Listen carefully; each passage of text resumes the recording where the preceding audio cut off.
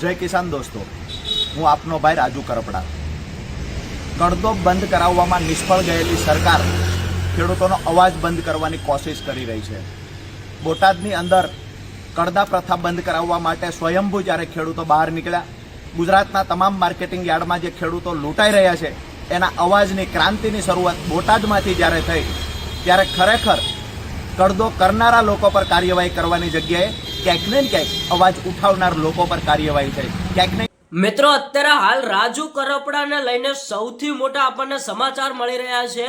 હવે મિત્રો બોટાદના ખેડૂતો ખુશ થઈ ગયા, કારણ કે મિત્રો અત્યારે હાલ તમે બધાએ જોયું હશે કે થોડા ટાઈમ પહેલા જે બોટાદની અંદર રાજુ કરપડાની ધરપકડ થઈ, તો મિત્રો રાજુ કરપડાએ તમને બધાને ખબર હશે કે બોટાદ માર્કેટ યાર્ડની અંદર જે કડદા આંદોલનને લઈને વિરોધ ઉઠાવ્યો હતો અને મિત્રો આંદોલન કર્યું હતું, એમાં મિત્રો બોટાદના ખેડૂતો અને રાજુ કરપડાના કહેવું એવું હતું કે ખેડૂતોને તમે જે ભાવ નક્કી કરો છો એ જ ભાવ આપો।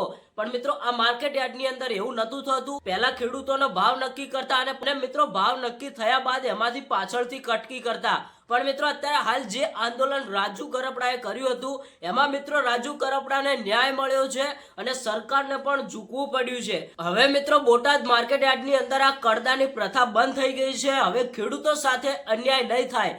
પણ મિત્રો રાજુ કરપડા જેલની અંદર છે, પણ હવે આવનારા સમયની અંદર જલ્દીથી રાજુ કરપડાને જેલમાંથી પણ ન્યાય મળશે, કારણ કે બોટાદની અંદર જે કડદા આંદોલન કર્યું હતું એમાંથી તો ન્યાય મળી ગયો છે। ખેડૂતોનો સાથ રહ્યો અને તેમની જનતાનો સાથ રહ્યો। તો હવે મિત્રો ખેડૂતો આજે રાજુ કરપડા જેલમાં પુરાયેલા છે એમાં પણ સાથ આપશે અને જરૂર રાજુ કરપડાને ન્યાય મળશે। મિત્રો શું રાજુ કરપડા જેલમાંથી છૂટવા જોઈએ કે ન છૂટવા જોઈએ એ જલ્દીથી કોમેન્ટ કરીને જરૂરથી બતાવજો, એટલે મિત્રો જલ્દીથી રાજુ કરપડા જેલમાંથી છૂટી જાય।